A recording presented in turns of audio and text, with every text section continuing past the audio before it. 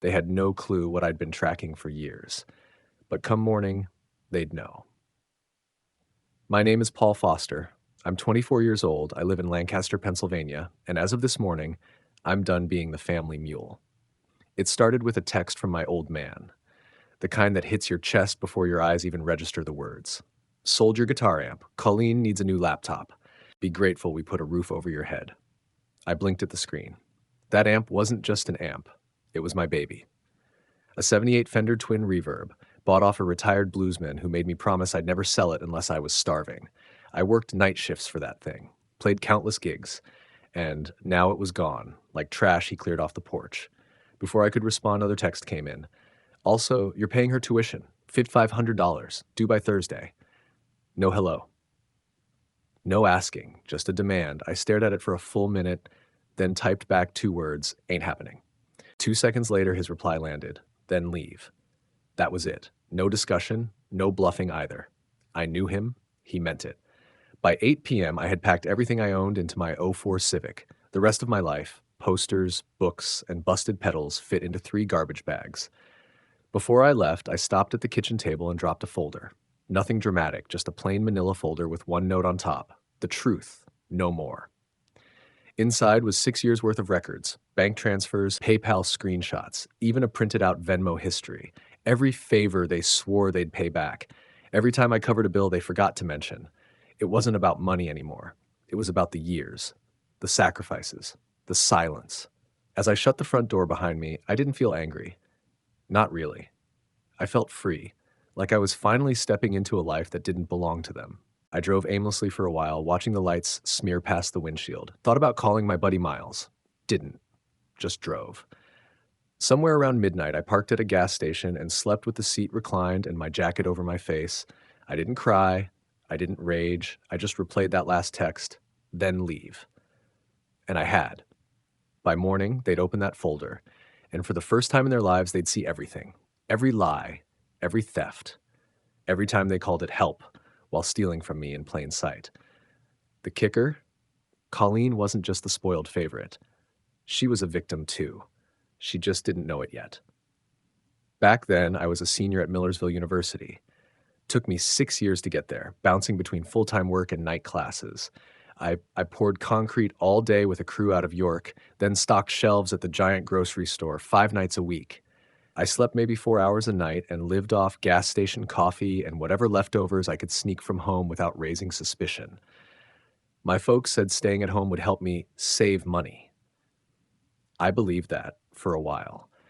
But whenever I checked the joint savings account my dad insisted we open, the numbers never added up. It was supposed to be for my tuition. I watched it shrink while they claimed times were tight. I knew the pattern. The money would disappear every few weeks. $100 here, $500 there. Always followed by new shoes for Colleen or some unexpected expense. They never asked. They just assumed. Colleen was 18, technically an adult, but still acting 12. She had flunked out of Harrisburg Area Community College the year before, then tried again at Reading and bombed out there too. My parents always found a way to excuse it. She's just figuring herself out. She's under so much pressure. She'll get there eventually. Meanwhile, I was shoveling concrete in 90-degree heat and getting mocked for not doing real college like she had. Never mind, I was actually passing my classes and working myself into the ground to pay for them. The final straw wasn't even the tuition demand. It was the amp. That Fender wasn't just gear. It was a piece of me. I'd had it since I was 17, played open mics every weekend to earn half of it, then worked a landscaping job the whole summer to get the rest. It was scratched to hell and smelled like spilled beer, but it had soul. I came home from work one Friday and saw the amp was gone. Just gone. In its place on the floor, a folded-up receipt from Best Buy and an empty MacBook box. Colleen was upstairs, blasting TikToks from her new laptop like she'd won the lottery. I asked Dad where my amp was. He barely looked up from his recliner. Sold it. We needed to make a tech investment. Colleen's got school coming up. My voice cracked when I asked, "You sold it without even telling me?" He just shrugged. "You live in this house. You contribute to this house. That amp was under this roof, so technically..." I didn't even hear the rest. Technically, that word haunted me. I should have seen it sooner. This wasn't new. This was years in the making. There was the time I paid off the $1,200 electric bill in sophomore year so the heat didn't get shut off. The borrowed money for Colleen's car repairs that I never saw again, and the gas tank I filled every week for Mom, who swore she'd Venmo me next time. She never did. All in all, I'd run the numbers. Nearly 15 grand gone since I turned 18. And that's not counting what they owed in promises. I wasn't mad about the money, not really. I was mad about the rewriting of history. Every time I pitched in, they twisted it, made it sound like they were the ones doing me a favor. "You should be grateful," Dad once said. "We let you stay here. We didn't charge you rent." But I had paid rent. I paid it in silence, in labor, in sacrifice. I paid it every time they made me feel like an outsider in my own family. The amp was the spark, but the fire had been building for years. This time, though, I wasn't going to let it slide. This time, I wasn't going to be their quiet little savings account in work boots. This time, they were going to see the truth, down to the last damn penny. 2 days after I left, I showed up to my warehouse job looking like I'd been hit by a truck, because I had, emotionally at least. Slept in my car, washed up at a Sheetz bathroom, and lived off stale peanut butter crackers I found under my front seat. I clocked in late. Again. Richard, my boss, just looked at me over his coffee mug and said, "Everything good at home?" I stared at the loading dock for a long second, then muttered, "Not really." That was all I said, but something in the way he looked at me told me he got it. He'd always been quiet, old school, not the type to get involved.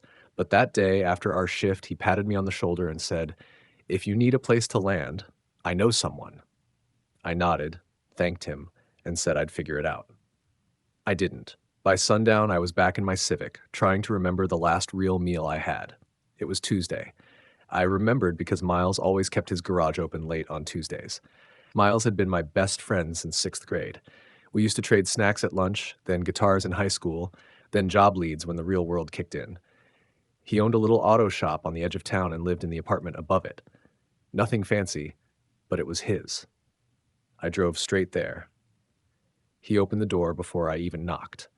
He took one look at me, bags under my eyes, hair all over the place, duffel bag on my shoulder, and didn't ask a single question. "Spare room's yours," he said.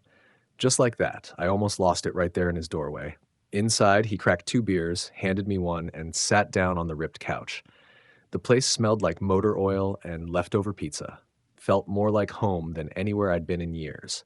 I told him everything. The amp, the texts, the then leave ultimatum, how they sold my stuff without asking, how they expected me to cover Colleen's tuition like it was just another chore on the fridge. I laughed bitterly. "She can't even spell tuition." Miles didn't laugh. He just shook his head. "Man, that's not a family. That's a subscription service." I snorted. "Except I never signed up." He took a swig of beer and leaned forward. "You said they've been taking money for years?" I nodded. "Yeah, since I was 18.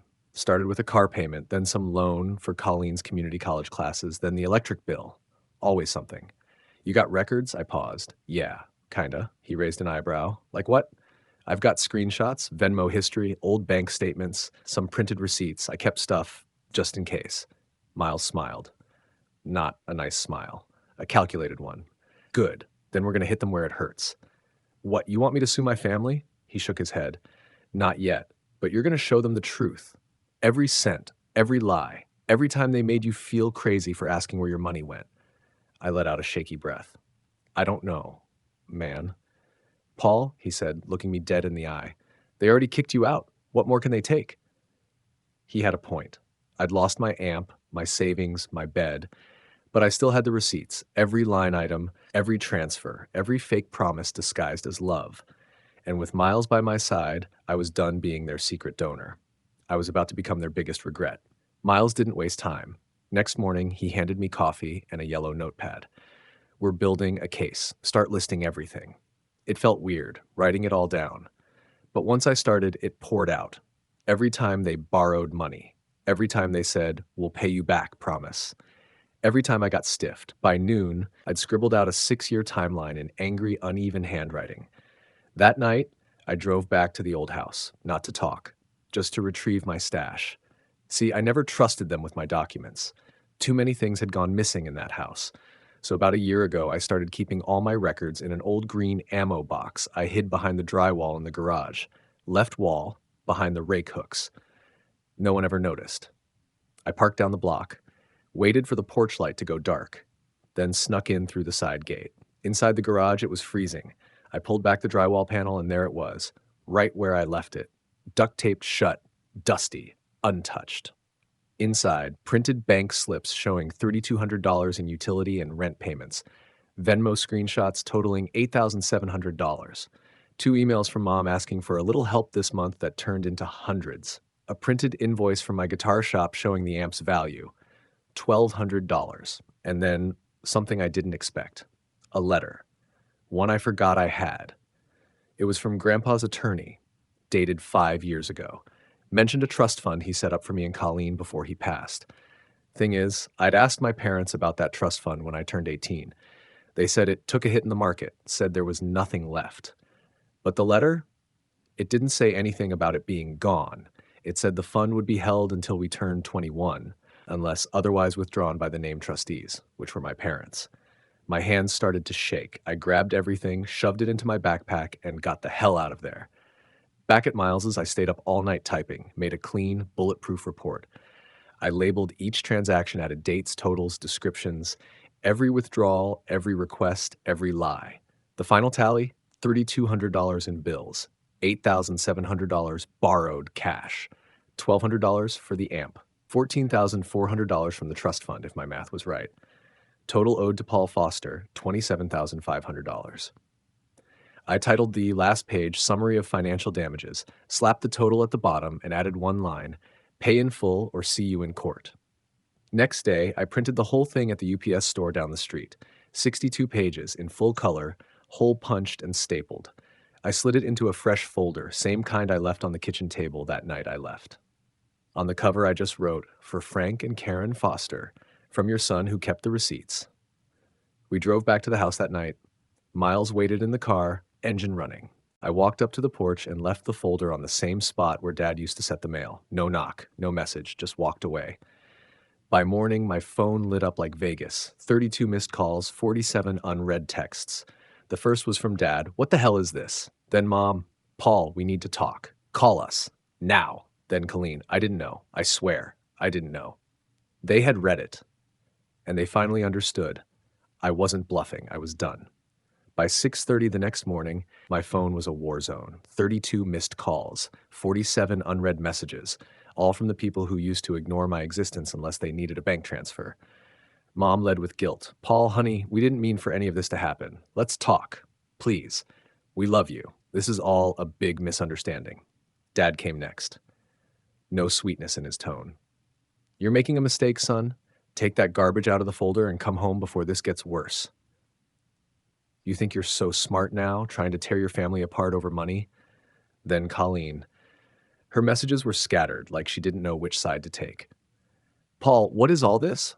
Is that really how much they took from you? I didn't know about any of it, I swear. But the one I didn't expect was from Grandma Louise. A voicemail. I hadn't heard her voice in months. We weren't exactly close, mostly polite chats at holidays, but she always looked at me different, like she actually saw me. Paul, she said, her voice low but steady, we're flying in tomorrow. Do not speak to your parents until we talk. Love you, sweetheart. That stopped me cold. I was sitting at Miles's kitchen table, toast untouched, phone buzzing every few seconds. He was sipping black coffee and scrolling through the morning news like it was any other Wednesday. I hit play again. Miles looked up. Is that Grandma Louise? She's flying in? He let out a low whistle. Damn, sounds like she's done with their BS. I didn't reply. I was too stunned. Grandma never got involved in drama. She was old school, believed family problems stayed in the family. So if she was flying in, something was about to blow. Mid-morning, I got another call, this time from Richard, my boss at the warehouse. You good, Paul? He asked, voice rough but kind. You don't usually miss your shifts. Sorry, I mumbled. Stuff blew up at home. He paused. You want more hours this week? We could use you. I'll front you in advance if you need it. That nearly broke me. I cleared my throat. No, I'm okay. Just figuring things out. You're not alone, man, he said. Whatever's going on, you'll land on your feet. After I hung up, I sat there for a long time. That morning was a turning point, not because my parents were scrambling or because my phone wouldn't shut up, but because I finally saw who actually had my back. Miles, who gave me a roof without question. Grandma, who was hopping on a plane. Richard, who offered an advance without knowing the whole story. People who didn't need an explanation to believe I deserved better. Meanwhile, my parents were spinning. My mom tried the "we didn't mean it" approach. My dad tried intimidation. Colleen was panicking, but none of them apologized. Not once did they say, "We're sorry." Just desperation, damage control, and fear. Because now the truth was out. That folder didn't just outline what they took from me. It showed them I had kept receipts. It showed them I wasn't the fool they thought I was. And the worst part? They weren't the only ones reading it. Grandma was on her way. And from the sound of her voice, she was ready to burn the whole house down if she had to. Grandma Louise landed that Thursday. She didn't call first. She just showed up at Miles's place wearing her tan trench coat and that same sharp stare she used to keep my cousins in line during Thanksgiving dinner. I opened the door, unsure of what to expect. She looked me up and down, then pulled me into a hug so tight it caught me off guard. She whispered, "I had no idea, Paul. Not a damn clue."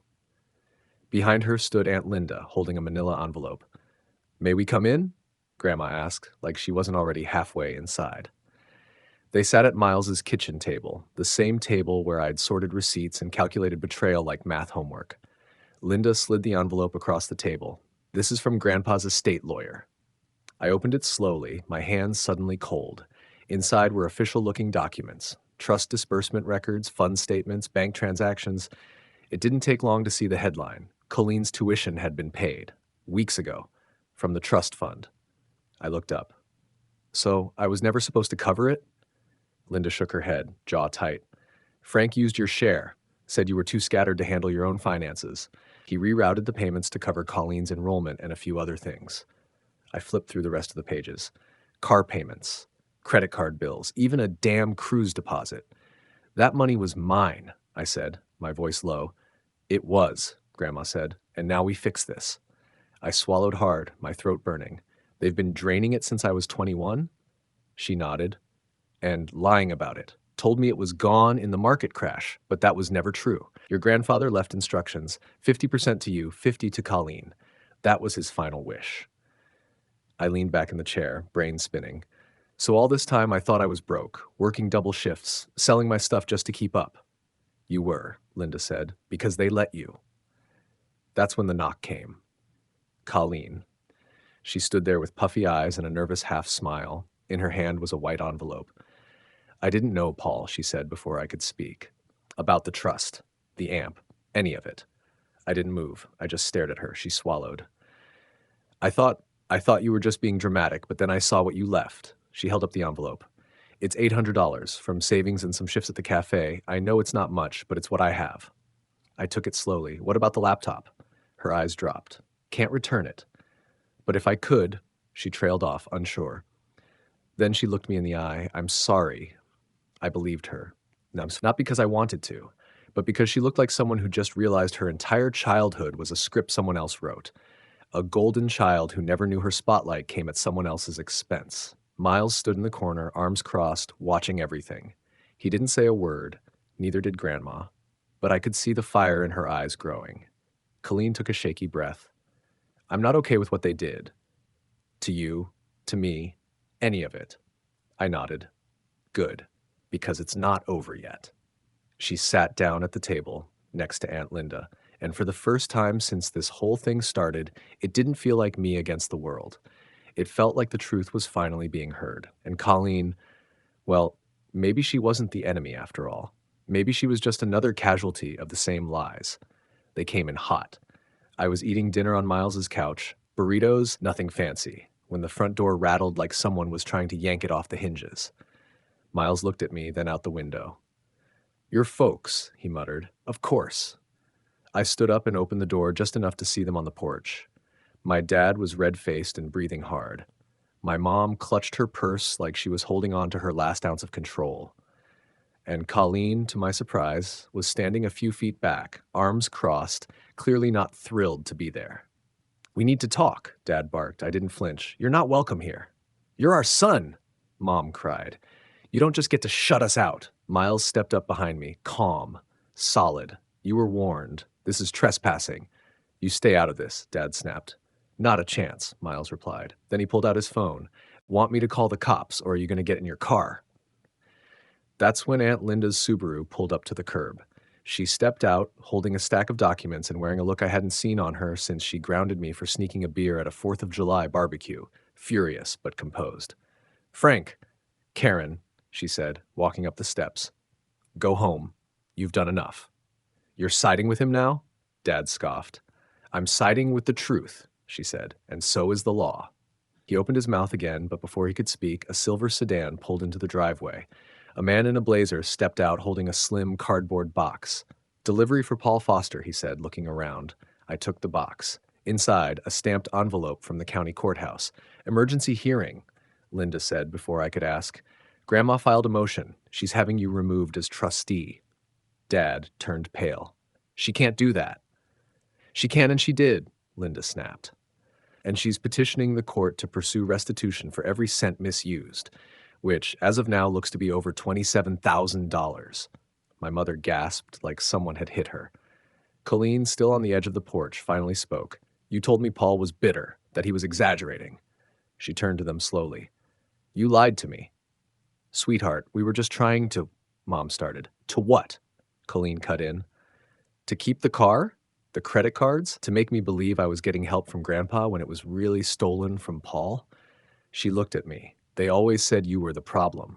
I raised my eyebrows. She added, quietly, I think they were scared of you figuring it all out. There was a long pause, no shouting, just silence. Then 2 squad cars rolled up. Miles must have called them after all. An officer stepped out, calm but firm.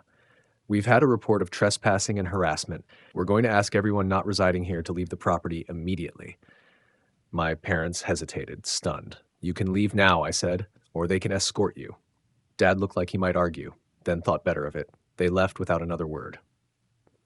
The porch light flickered on as the squad car pulled away. The night suddenly felt still. Cold, but still. Inside, I sat down with the envelope, opened it, read through every word.